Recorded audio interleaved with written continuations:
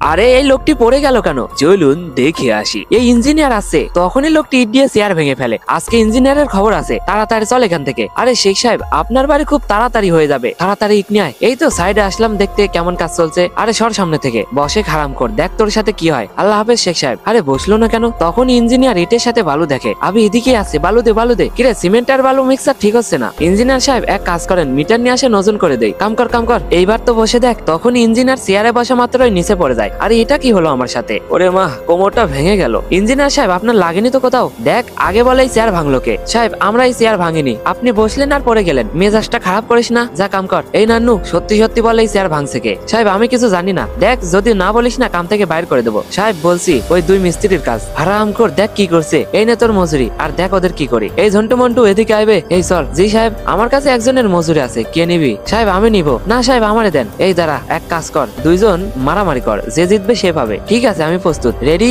1 2 3 গো। তখনই ঝন্টু মন্টুর মারামারি লেগে যায়। হ্যালো, হ্যাঁ ঠিক আছে ঠিক আছে, বুঝলি সিমেন্টওয়ালার ফোন ছিল, এই টাকা সিমেন্টওয়ালা পাবে। এত বড় ধোকা।